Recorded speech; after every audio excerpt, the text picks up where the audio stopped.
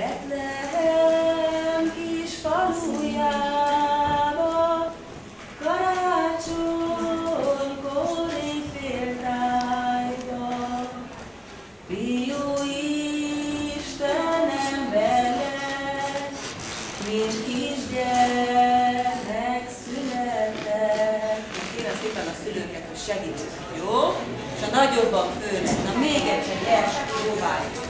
Betlehem kis falujába, karácsonykor éjféltájba,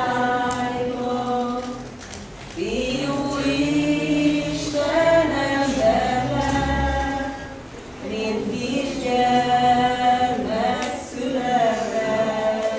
Mondjuk el a második szakaszát, csak mondjuk először.